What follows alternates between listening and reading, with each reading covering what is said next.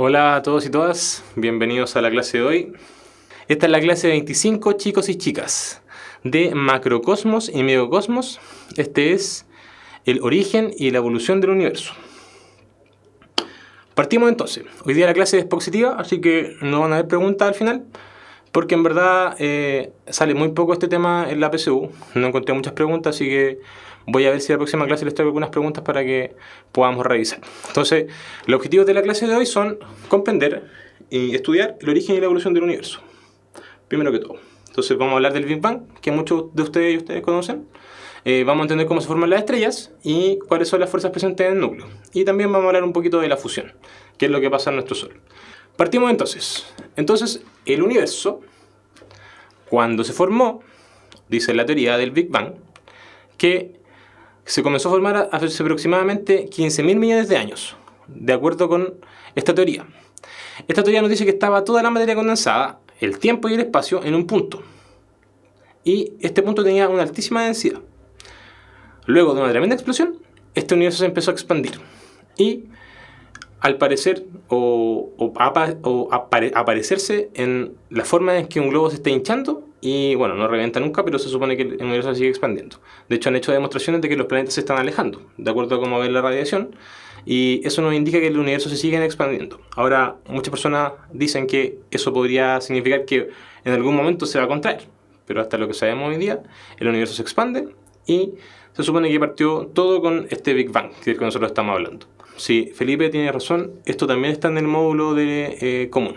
Entonces, el Big Bang también aparece dentro de lo que nosotros conversamos. Así que sí. Not OK, hola, not OK. Es como not Mayo, me recuerda eso. Bueno, entonces Arno Penzias y Robert Wilson, premio Nobel de la Física en 1978, por la detección de la microonda cósmica, de la cual yo le estaba hablando un poco, midieron el eco residual originado por el Big Bang. Además, por otros métodos se ha confirmado también que la teoría de que las partes constitutivas del universo están en expansión. O sea, esto de que estábamos hablando de que se midió la radiación, se vio los cuerpos cómo estaban avanzando, y se midió la radiación ultravioleta y se vio que ellos se estaban alejando. Entonces, de cierta manera lo que está pasando acá es que nosotros quizás no podemos medir las distancias porque no tenemos telescopios capacitados para eso, pero sí tenemos formas de, por ejemplo, medir algo que se está alejando. Y eso se hace a través de cierta frecuencia de onda que nosotros podemos detectar en nuestras transmisiones. Se dice también que hay racimos galácticos, cada uno con miles de estrellas como nuestro Sol, que se van separando de unas y otras a diferentes velocidades. Dice, consulta, ¿el universo podría retraerse en algún momento, es decir, una especie de implosión? Profe, ¿por qué no se vieron las capas y cortezas en común? Vimos las capas la clase pasada. Las vimos solamente en el módulo de mención física, porque lo vimos en el específico. Así que no se puede... o sea, estaba como planificado para que saliera no en común, sino que en el específico de física. El universo, dice la teoría, que se podría retraer. Yo creo que es una de las hipótesis que se pueden barajar. Entonces, nosotros no estamos seguros. Sabemos que va a ocurrir eso. Camil, solamente acabamos de empezar hace 8 minutos, así que no se preocupen. ¿Diagrama HR entra? Creo que no. Ya. Entonces el Big Bang genera enormes temperaturas y sus consecuencias, o sea, lo que nosotros estaríamos hablando de sus consecuencias, aún persisten en el espacio. Entonces se dice que hay una reacción espectral que suministra una temperatura uniforme y medible de 3 grados Fahrenheit. Esto significa que, de acuerdo a que se supone que hubo una explosión, todavía hay temperatura residual de esa explosión. Entonces se liberó energía, se liberó calor. El universo también podría continuar su expansión hasta alcanzar la nada absoluta. O tal vez en algún punto podría iniciar un nuevo proceso de condensación de su recorrido. Entonces, de lo que nosotros estaríamos hablando como un nuevo Big Bang. O sea, casi algo que está como pulsando, se expande y luego podría retraerse eventualmente. No estamos seguros porque es una teoría, entonces no podemos decir que eso es lo que va a pasar. Pero son las cosas que se barajan hasta el momento porque dicen, bueno, si en un momento se expandió, ¿de dónde veníamos? ¿Pudo haber un universo anterior? ¿Pudo ocurrir que estuviese todo condensado y explotara en algún momento? ¿Por qué fue así? No lo sabemos, pero lo que sabemos es que han podido medirse, por ejemplo, que los planetas se están alejando, entonces sabemos que el universo se está expandiendo y eso es lo importante de rescatar de la teoría del Big Bang, que sabemos que hubo una explosión y que hay una temperatura residual, una radiación residual, que puede ser medida por 3 grados Fahrenheit y que podemos saber que el universo se expande. Gracias por la aclaración. De nada, Benjamín. Entonces vamos a anotar aquí la microonda cósmica y vamos a dar a los premios Nobel, que son los que hicieron la cosa.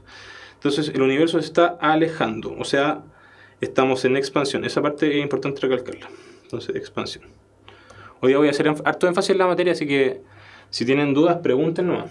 Como no vamos a hacer preguntas, vamos a estar bien preocupados de lo que estamos haciendo. Bien, dicho eso, pasamos a la siguiente diapositiva. Durante las 2 últimas décadas se ha confirmado que el universo no es un lugar tranquilo. ¿A qué me refiero con esto?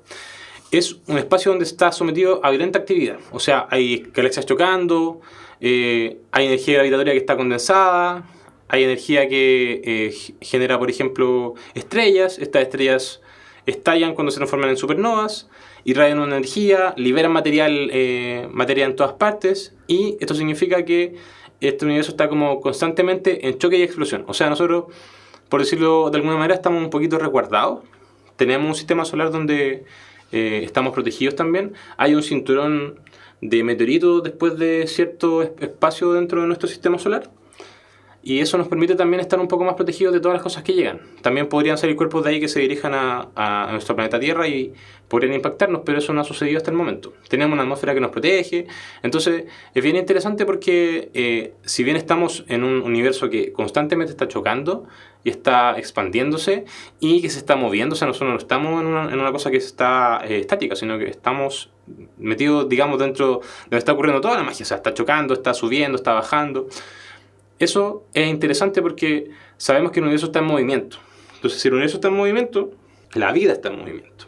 ¿Me entienden? Entonces, vamos a poner acá, vamos a subrayar la estrella de planetas y vamos a decir también que las galaxias enteras continúan explotando. O sea, cuando me refiero a explotando es que tienen ciertas estrellas que explotan o galaxias enteras que colisionan. De hecho, hay unas fotos bien bonitas de cómo colisionan algunas galaxias y podrían buscarlas en internet después si quieren mirar un poquito más acerca de eso.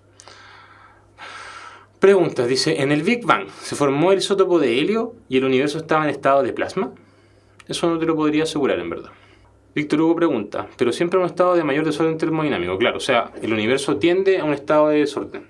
De hecho, una de las cosas que se conversan en termodinámica es que la entropía aumenta. La entropía es el estado de desorden de las partículas. Entonces, efectivamente, como dice Víctor Hugo, según la física, siempre vamos a tender a un estado de mucho más desorden. O sea, esto de que los universos, o sea, de que las galaxias colisionen y exploten, no es nada más que una explicación de lo que significa esta entropía, que está siempre aumentando en el universo. ¿Alguien tiene alguna duda sobre esta lámina? Si no, para pasar a la siguiente. No había notado que habían denominado como el Big Crunch, exactamente así es como se le denomina a esta implosión que podría tener el universo. Sigamos entonces con la siguiente diapositiva. Vamos entonces ahora a hablar de las estrellas. ¿Por qué vamos a hablar de las estrellas? Porque, por ejemplo, nuestro Sol es una estrella.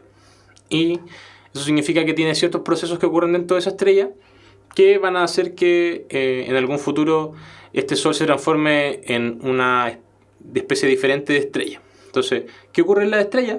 Las estrellas son una especie de productoras de átomos o de materiales. Una estrella generalmente lo que tiene es un núcleo de hidrógeno y está haciendo fusión y lo transforma en helio. Entonces, digámoslo como un poquito más o menos así. Tenemos átomos de hidrógeno que se juntan en una reacción de fusión y dan origen al helio. Ahí lo estoy poniendo con positivo porque son en el fondo protones de hidrógeno. No tengo ahí los electrones, pero lo que estamos viendo acá es una reacción de fusión. Entonces, eso es lo que ocurre dentro de las estrellas. Y esto así, no solamente con helio, sino que con otros materiales un poco más pesados. Entonces, lo que está ocurriendo es que todos los materiales se van a formar finalmente en una estrella. O sea, nuestras estrellas son una especie de fábrica de materiales. Y eso es bien interesante porque una vez que ellas fabrican y generan todo el material, en algún momento cuando mueren las estrellas, liberan todo ese material y quedan disponibles para que se formen planetas, se formen asteroides, se formen cuerpos celestes, etcétera, o otras estrellas también. Y eso va a permitir en el fondo que el universo esté en constante dinamismo. O sea, gracias a la fuerza gravitatoria, nosotros podemos permitir que todas esas partículas se junten y vuelvan a formar otro material. Entonces, esto es como reciclar. O sea, la cosa muere y después vuelve a existir de otra manera. Bien bonito y romántico si lo piensan. Dice, ¿el PPT está disponible para descargar? Sí. ¿Las estrellas tienen movimiento angular? ¿A qué te refieres con movimiento angular, el bosón de Higgs? No entiendo eso que me quieres decir. Como te estás preguntando si giran en algún lado o si giran sobre sí mismas. ¿A qué te refieres con eso? Ya, entonces, las estrellas forman parte de la mayoría de los cuerpos celestes visibles. Centellean y presentan diferentes colores. Desde el blanco azulado hasta el rosa amarillento. Dice que giran por su propio eje. Claro, o sea, todos los planetas están girando. Y también las estrellas. Sí, las estrellas giran. Para los astrónomos, una definición de estrella es la siguiente. Una enorme esfera de gas, aislada en el espacio, que produce energía y que está produciendo energía en su interior, como yo le estaba comentando, y que es transportada a su superficie y irradiada desde allí el espacio en todas direcciones. Entonces, por ejemplo, nosotros habíamos tenido el ejemplo del Sol. Entonces, nuestro Sol genera energía en su interior y la irradia hasta la superficie, y desde la superficie la irradia hasta nuestro planeta. Natalia pregunta, ¿entonces el sistema solar fue una estrella? No, ya habíamos hablado ya del sistema solar. El sistema solar no fue una estrella, sino que partió sí con una estrella al centro que fue uniéndose a todo un material que estaba en condensación, digámoslo así, que estaba alrededor de ella, y con su gravedad empezó a traer cosas. Y esas cosas se empezaron a formar cuando empezaron a girar alrededor de ella. Ya. Entonces dice, sus dimensiones son bastante variadas. Las hay mucho mayores que el Sol, digamos cientos de veces mayores, y varias veces más pequeñas. De este modo, en términos de tamaño, el Sol es una estrella promedio, con un tamaño de 700.000 kilómetros aproximadamente de radio, y en sus condiciones de temperatura, diámetro, masa y densidad. O sea, es una estrella promedio, podríamos decirlo. Pero hay estrellas que son más grandes, como Centauris, y que exceden al Sol en cientos de veces. Entonces ustedes podrían decir que hay distintos tipos de estrellas y tenemos estrellas mucho más grandes que el Sol. ¿Ya? Eso también hay que tenerlo en consideración porque nuestro Sol es pequeñito en comparación con otras estrellas. Eso tiene que ver con la masa igual. Sigamos entonces. Bueno, aquí pasamos al ciclo de vida de las estrellas. Entonces primero tenemos una nebulosa, que era lo que habíamos estado hablando. Protoestrella. Una protoestrella es como la previa de la estrella. Como cuando usted tiene la previa de algo, la protoestrella lo que es como lo que se va a transformar en algún momento en estrella, pero todavía no tiene su proceso de fusión generado bien. O sea, se condensó de la nebulosa, pero todavía no está haciendo el proceso de una estrella. Eso es la protoestrella. Es como la fase entre la estrella y la nebulosa. Entonces tenemos la nebulosa aquí. Alguien me había preguntado un poquito más arriba.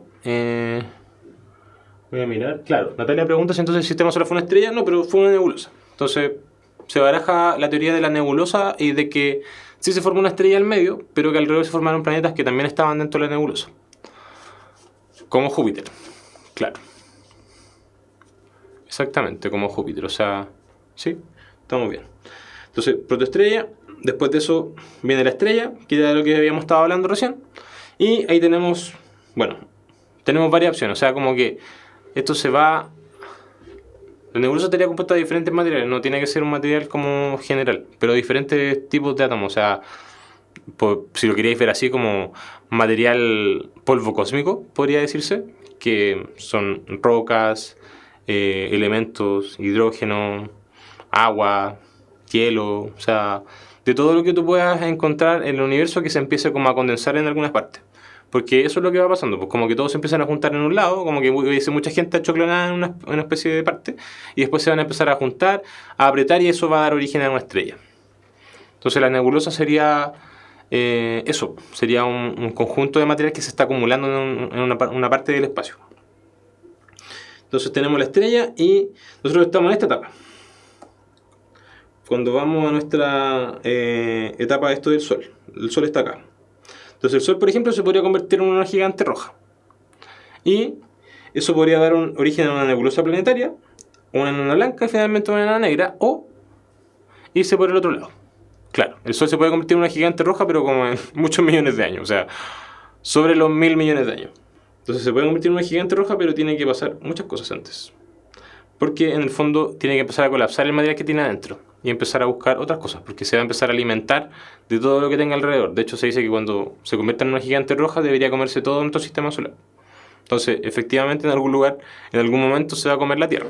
Va a haber que emigrar si es que existe todavía vida inteligente en la Tierra.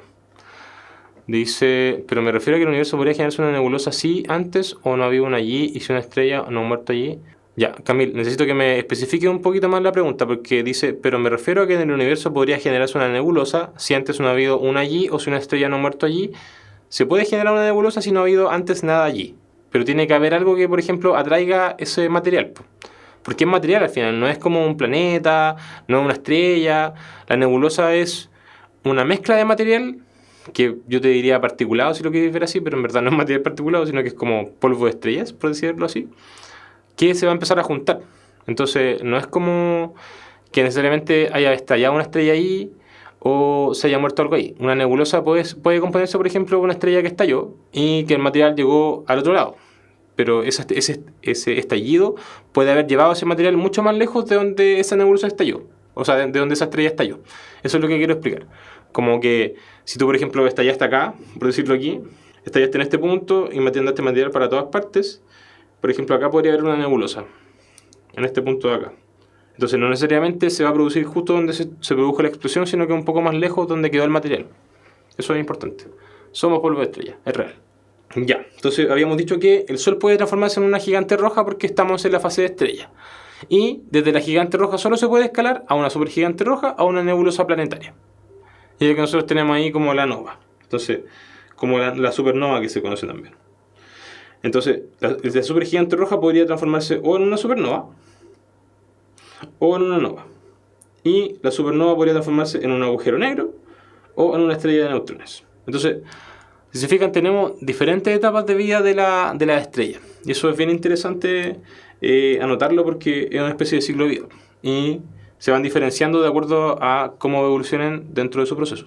Ya, entonces pasamos a una nebulosa planetaria desde la gigante roja. Si es que nos vamos para el lado 2, o sea, el camino 1 es irse por aquí por la gigante roja y el camino 2 es irse por la nebulosa planetaria. Y de ahí tenemos de nuevo dos caminos, que es llegar a la nova o irse por la supernova, y ahí tenemos otro camino de nuevo que escogemos o la estrella de neutrones o el agujero negro. Siempre y cuando como colapse la estrella. Si ustedes se fijan en el agujero negro no puede salir nada. O sea, se come todo lo que hay, se come incluso la luz, entonces ustedes no pueden, digamos, ingresar por ahí y salir por ahí, sino que en el agujero negro no se sabe lo que pasa adentro, y de hecho por eso se ve negro, y hace poco pudieron representar un agujero negro gracias a un algoritmo que hizo una chica, porque lograron captar, digamos, algunas cosas y pudieron como hacer una imagen del agujero negro, pero nadie nunca había fotografiado uno, y eso es re interesante. Bueno, Marco Figueroa. Hola Marco, ¿qué tal? Entonces, después dice nebulosa planetaria, y desde ese estado podemos pasar a una enana blanca y después a una enana negra. O sea, esas son las direcciones que nosotros tenemos. Entonces, nuestro Sol es estrella, puede ser una gigante roja, y de ahí o nos vamos a la nebulosa o a la supergigante roja. Si nos vamos a la supergigante roja, podemos terminar siendo una nova o una supernova. Y eso puede terminar en una estrella de neutrones o bien en un agujero negro. Y si nos vamos por la nebulosa planetaria, terminaríamos por el camino de la enana blanca y finalmente la enana negra. Entonces, las estrellas tienen diferentes colores y tamaños. Un poco de lo que habíamos hablado, que variaban desde el espectro desde el azul hasta el rosado.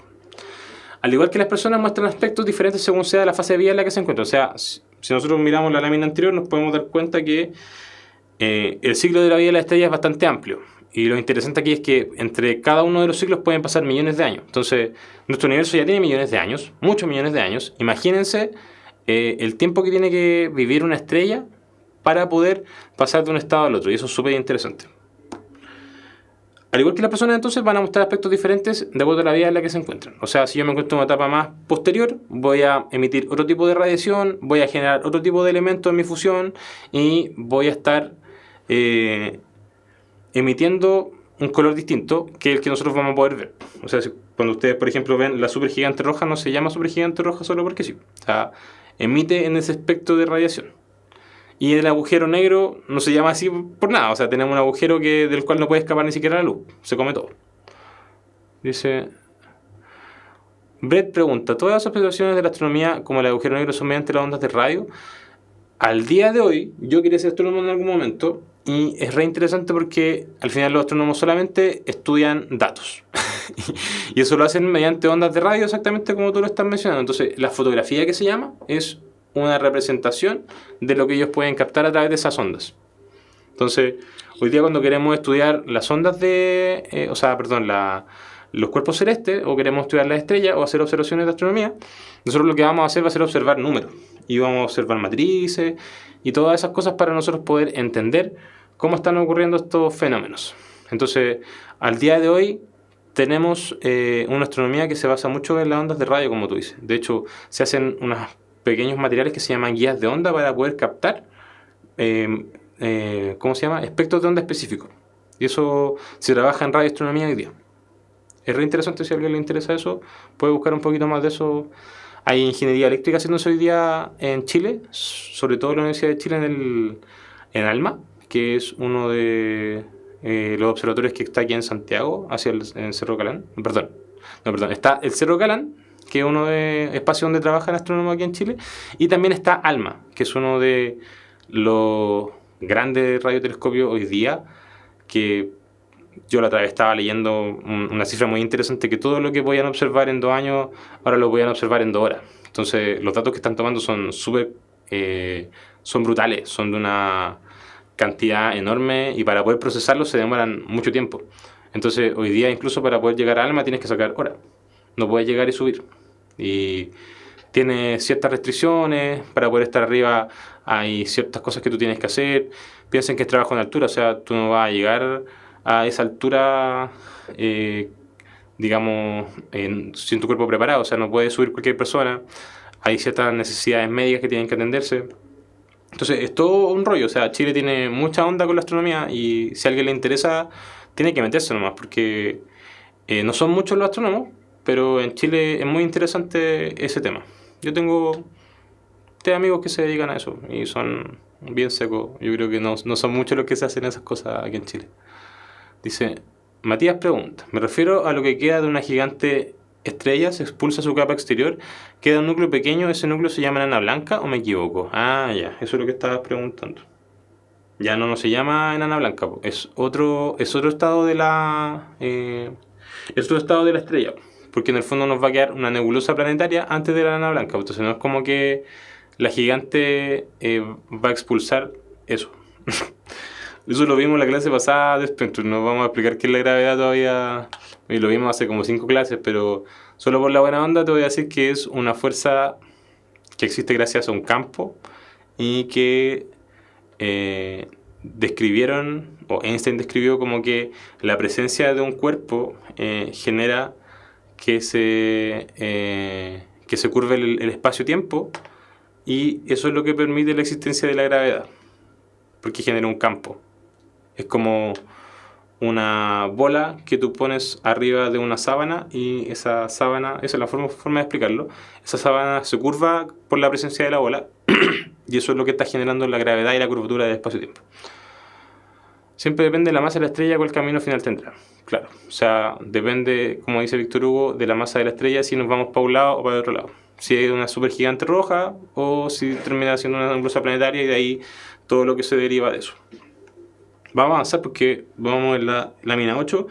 Nos quedan 20 minutos y nos faltan 10 diapositivas, así que le vamos a poner rueda. Entonces, en el caso de la estrella, la masa con la que nacen determina su evolución, que era como lo estaba diciendo Víctor Hugo.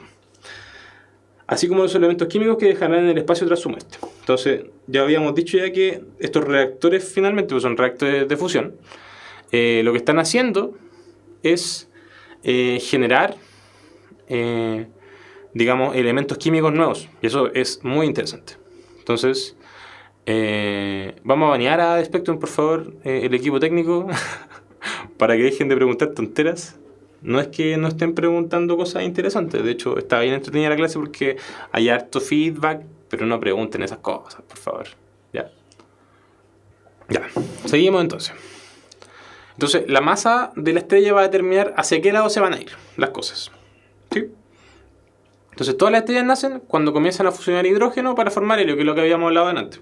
Yo me adelanto siempre a la lámina, se me olvida eso. Entonces ya, habíamos dicho que teníamos hidrógeno, que 2 átomos de hidrógeno forman uno de helio. Este proceso se llama fusión nuclear. Esto es lo que llamamos nosotros fusión nuclear. Fusión nuclear. No sé si ustedes han visto Spider-Man 2. Esta es mi mejor referencia para poder explicar esto. En Spider-Man 2, el Doctor Octopus lo que intenta hacer es formar una fusión fría. Entonces lo que hace él es formar una estrella, ¿ya? Y de esa estrella poder sacar energía para alimentar la ciudad. Hoy día se está intentando hacer la fusión fría, que en el fondo emular un poquito lo que está haciendo la fusión nuclear de las estrellas, pero a un nivel y una escala mucho menor para poder controlarlo, porque ese es el principal problema que nosotros tenemos hoy día para poder hacer el tema de la fusión nuclear. Entonces la alta temperatura a la que se produce una fusión quizá no podría ser controlada hoy día con los materiales que tenemos. Entonces hay que avanzar en la tecnología para poder hacer eso. Sí, alerta de spoiler, por favor. Se me olvidó, si alguien no ha visto Spider-Man 2, me mandó un spoiler, lo siento.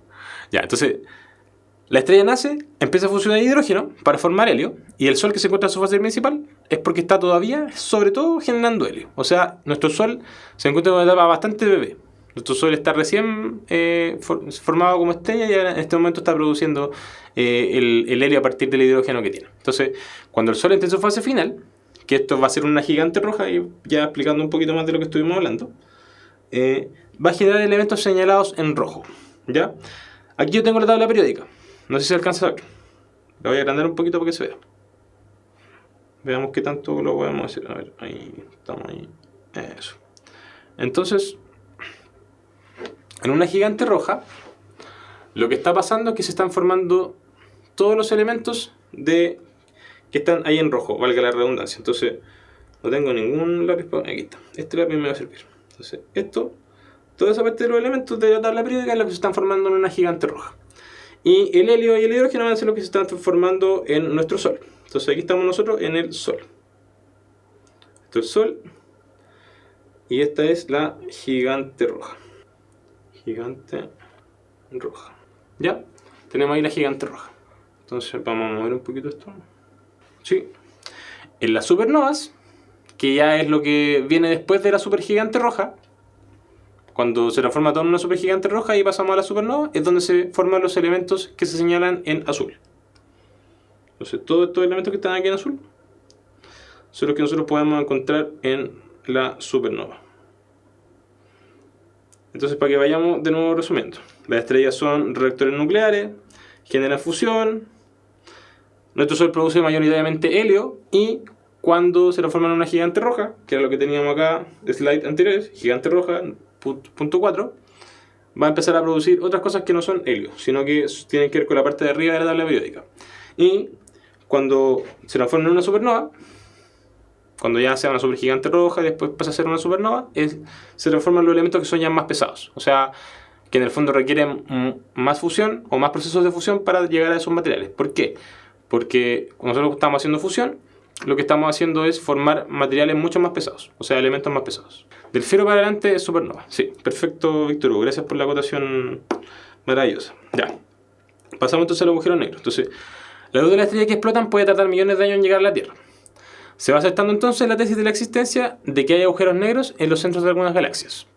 Estos están provocados por la existencia de núcleos de altísima densidad que no solo atraen y condensan la materia, sino que también condensan la luz, que era un poco de lo que conversamos delante. Entonces, atraen la materia y también la luz.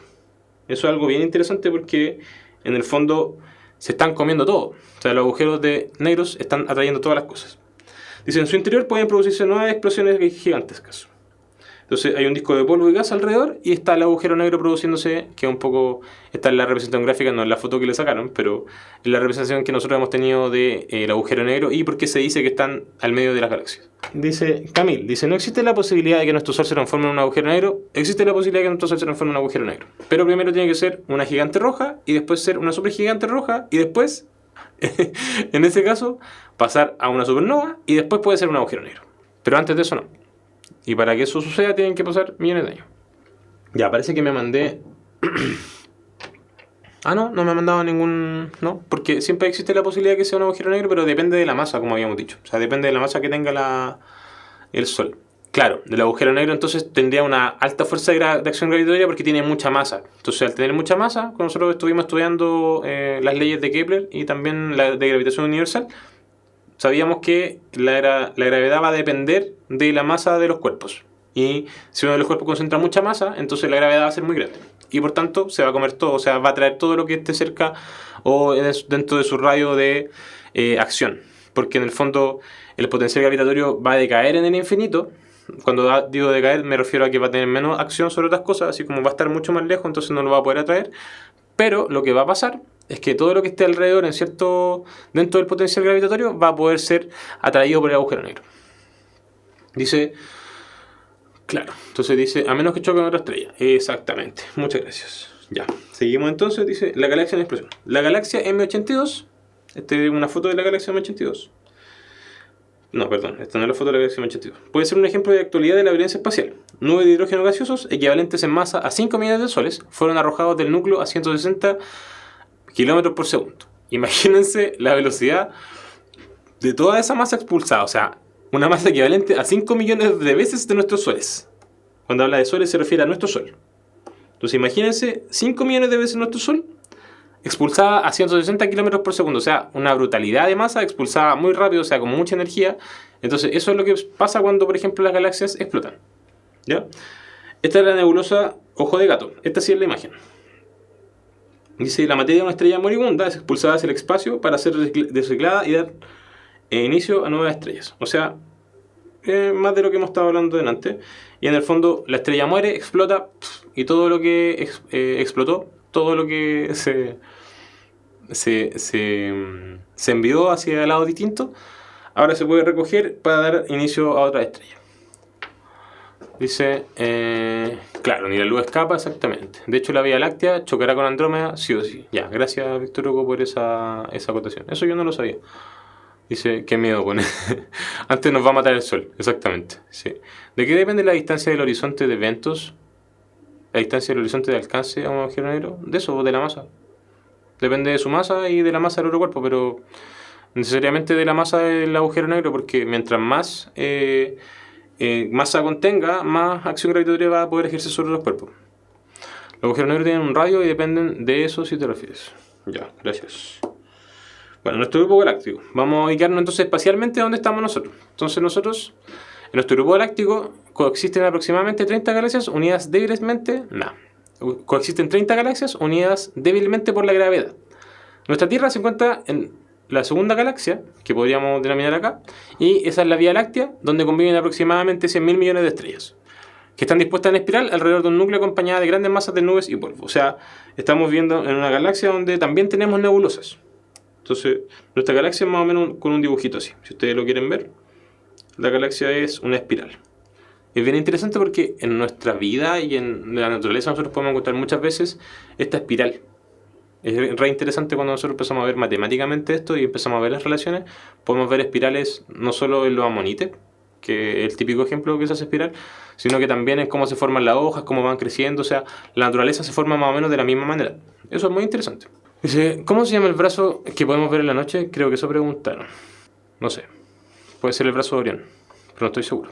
Dice, nuestro Sol está a 33.000 años luz de ese núcleo y completa una órbita alrededor de este en 225 millones de años. Este largo espacio de tiempo toma el nombre de año cósmico. O sea, para que nosotros demos una vuelta con nuestro Sol, porque piensen que nosotros estamos en uno de los brazos de la galaxia. Por que nuestro sistema solar está ahí. Sistema solar. Entonces, nuestro sistema solar, nuestro Sol orbita en torno a una de las galaxias y está viviendo en uno de los brazos de nuestra galaxia, que es la galaxia de la Vía Láctea, que ya lo habíamos hablado. Y este sistema solar, aparte de que los planetas giran alrededor del Sol, nosotros giramos alrededor de la galaxia y la galaxia también está girando. Entonces estamos todos girando al mismo tiempo. Por tanto, cuando completa una vuelta alrededor del núcleo de la galaxia, esos son 225 millones de años. O sea, un montón de tiempo. Bueno, la galaxia Andrómeda, conocida como la M31, es la mayor del grupo local, que era la que nosotros podíamos ver acá arribita. Entonces una galaxia, como habíamos dicho, ya está compuesta por diferentes estrellas y polvo también. Esta es la galaxia Andrómeda y es como la más grande. Entonces, esta es la mayor del grupo local, se refiere al grupo local a que están como cercanos, o sea, está dentro de nuestra localidad y nosotros estamos como cerca. Ustedes tienen que pensar que esto es gigante, entonces para poder hablar de localidad es como una localidad bastante grande, pero a nivel de estrellas es una localidad. Esta se encuentra a unos 2 millones de años luz de nosotros y tiene 130.000 años luz de diámetro. Recuerden que los años luz, un año luz es lo que tarda la luz, claro, lo que tarda la luz, el tiempo que recorre la luz, perdón, la distancia que recorre la luz en un año. Entonces, El año luz es una medida de distancia. Recuérdalo, no se lo olvide. Año luz, distancia. ¿Sí? Cerca de nuestra galaxia pueden observarse otras más pequeñas como Sculptor, Formax, Leo 1 y 2, y la LMC y SMC, siendo estas dos últimas las más próximas. Las galaxias conocidas de este tipo son espirales y elípticas, que es más o menos lo que habíamos estado hablando. O sea, aquí tenemos, por ejemplo, ejemplos de espirales. Esta es espiral también. ¿Alguien sabe lo que es una galaxia elíptica? ¿O se le ocurre? Que es como una elipse, ¿cierto? O sea, no es como... No es una espiral que es como la Vía Láctea, sino que es una elipse. Una elipse tiene esta forma, para los que no saben o los que no cachan. Por ejemplo, esta que está aquí es una elipse. Y esta que está acá, si nosotros marcamos los bracitos, es una espiral. Igual que esta, pero esta es una elipse. Nube de Magallanes. Elíptica cuando su excentricidad es mayor a 1, gracias. Sí, pero me refería a la forma de la galaxia. Existen las lenticulares que son como muy elípticas. Ya, nos quedan aire, pues ya, voy a curarnos. Ya. La materia original del universo es la formación de las estrellas. Entonces la materia original del universo fue parte primero con los elementos más conocidos y los más básicos, que es el hidrógeno. Durante el Big Bang, las reacciones nucleares convirtieron el 20% del hidrógeno en helio. Eso es lo que se supone. Entonces, gracias al Big Bang, en el fondo pasamos de hidrógeno a helio. ¿Ya? El 20% aproximadamente, y las primeras estrellas se formaron con una mezcla de 80% de hidrógeno y 20% de helio. El resto de la materia del universo, incluido átomos más pesados como carbono y oxígeno, fue consecuencia de reacciones nucleares posteriores. O sea, se supone que todo partió con hidrógeno. Uno lo piensa y dice como chuta, la materia se conforma sola y se va juntando y de repente aparecen átomos que generan diferentes cosas, y eso es muy interesante. Entonces, aquí está la Vía Láctea, aquí tenemos el brazo de Orión. Estos son como los más conocidos. Brazo de Orión, brazo local. Es el que yo les decía, que según yo nosotros podemos ver el brazo de Orión porque estamos en la parte, esa es la parte donde nosotros estamos viviendo. Nuestro sistema solar se encuentra acá. Este es el brazo de Sagitario, el brazo de Carina y el brazo de Perseo. Tienen muchos nombres relacionados con la parte griega, así que acostúmbrense ahí a esas cosas. Y a los signos también. Entonces, la Vía Láctea es una galaxia de tipo espiral, ya hablando de los tipos que teníamos de galaxia, y completa un giro en 2 millones de años. Los brazos enroscados se comprimen por una onda de alta densidad cada año cósmico. Desde su formación se estima que ha sufrido varias compresiones y que a su vez fuerzan la concentración de las nubes de gases y la formación de estrellas. Entonces, cada vez que se comprime uno de los brazos de la Vía Láctea o de nuestra galaxia, lo que está ocurriendo es que esta Vía Láctea se va a empezar como a juntar y los cúmulos de estrellas se van a empezar a apretar y eso se van a formar más estrellas. Entonces, eso es lo que nos está pasando finalmente. Estas estrellas se rompen y dan lugar a nuevas nubes de menor tamaño que al contraerse de nuevo se convierten en nuevas estrellas. O sea, empezamos a ver el mismo proceso que habíamos estado conversando respecto a esta explosión de las estrellas, esta posterior nebulosa y cuando una vez que se condensan se vuelven a formar las estrellas. O sea, tenemos verdaderos reactores nucleares que forman nuevos elementos para nuestro universo. Dice, nuestro sistema solar se pudo formar así, a partir de una nube contraria que evolucionó hasta llegar a una forma actual que tiene el sistema planetario. O sea, nuestro sistema de planetas tiene que ver con una nebulosa, como había preguntado una compañera antes, y eso es lo que ocurre. En la actualidad los astrónomos están observando la gran actividad de la gran nebulosa Orión, visible desde la Tierra, que es la que nosotros tenemos más cerca porque tiene que ver con el brazo donde nosotros estamos viviendo. Pero nosotros estamos en el brazo de Orión y aquí estamos hablando de la gran nebulosa Orión. O sea, es una nebulosa que se encuentra cercana a nosotros y que tiene que ver con material particulado de otras explosiones que han ocurrido anteriormente. La luz brillante que nos llega procede de un grupo de estrellas jóvenes muy calientes, el trapecio. Detrás de la gran nebulosa visible existe una densa nube en la cual se han identificado núcleos de alta densidad que atraen materia dando lugar a nuevas estrellas en formación. O sea, de donde vienen las principales estrellas, o las que nosotros podemos ver en la noche, tienen que ver con núcleos de alta densidad donde se están formando nuevas estrellas y constantemente se están produciendo nuevas estrellas y explotando estrellas. dice, ya, si en el centro hay un agujero negro, pregunta Brett, ¿eventualmente todo colapsará dentro de este? No. El universo se va expandiendo más de día a día, ¿cierto? Sí, eso lo hablamos al principio de la clase. Es un punto extremadamente denso que provoca la gravedad. El universo está en expansión constante. Sí, eso es verdad. En nuestro sistema solar, los materiales más pesados se concentraron junto al joven Sol formando los planetas. Los más ligeros se acumularon al Sol, dando lugar a planetas más alejados del Sol. O sea, los materiales que estuvieron los menos densos se empezaron a alejar. De hecho, ustedes pueden ver los planetas que son como más gaseosos, que tienen que ver con Júpiter y Saturno. No son tan rocosos, son los menos densos y están un poquito más alejados del Sol. Esa ha sido nuestra clase de hoy. Espero que les haya gustado. Si tienen alguna duda, pueden preguntar ahora. porque yo ya me voy. Y eso, pues, chiquillos y chiquillas. Espero que les haya gustado la clase. Excepto preguntas de lo que sea. ¿Ya? Porque nos quedan 5 minutos para poder preguntar. Es interesante cómo se forman las estrellas. Y yo creo que eso es como lo principal y lo más entretenido de esta clase. Claro, Matías, misma pregunta anterior, pero sí, pues nuestro planeta se formó por la acumulación de sobrantes de materiales de la estrella, sí, pues. O sea, hubieron estrellas que explotaron, se formó una nebulosa y eso dio origen a nuestro sistema solar y también a nuestro planeta. Y se va da, profe. Puta, intenté en la mañana evadir, pero no estaba con la masa de gente, pues. Entonces yo ya no soy estudiante, me da mirar con cara fea. Pero cuando esté en una masa de gente, yo sé que es más fácil. Voy a estudiar astronomía. ¿Alguna recomendación? Sí, metas a la Chile. O a la de Conce, parece. No hay mucho lugar donde tener astronomía, así que tiene que estudiar harto. Esa es mi recomendación, estudie harto, porque los astrónomos tienen que estudiar harto y para ser un astrónomo bueno tiene que estudiar mucho. O sea, tiene que dar una licenciatura, después tiene que sacar un magíster, después hacer un doctorado y tiene que estudiar toda la vida. Entonces, si usted quiere ser astrónomo, tiene que saber que tiene que estudiar toda la vida y trabajar. Eso. La Vía Láctea tiene un agujero negro masivo en su centro. Gracias, Víctor. El bosón de Higgs no tiene nada que ver acá. Dice, tengo prueba de esto mañana. Bueno, estudiese lo que subimos. Ojalá le haya servido. Igual estudiaré astronomía. Interesante. El universo se va expandiendo más día a día, ¿cierto? Sí. Dani, exactamente. El universo se va expandiendo día a día más. Lo más aceptado es afirmar que hay un agujero negro en el centro de cada galaxia. No sé si es lo más aceptado afirmar, pero es lo que dicen las teorías. Los astrónomos deben saber inglés también. Todos tenemos que saber inglés en verdad. Dice, profe, ¿qué es un quarks? Es una partícula subatómica, que es más pequeña que el electrón y el protón. Que les vaya muy bien, cuídense, un abrazo fuerte, saludos a los profesores y que tengan una buena tarde. Nos vemos. Esto es, ahí si quieren revisar, pueden tomar una captura de pantalla. El origen del universo, el Big Bang, profesor en línea. Mucha materia bien interesante. Y como las estrellas forman elementos en Cosmo Educa, es como un blog que estaba un poquito viejo.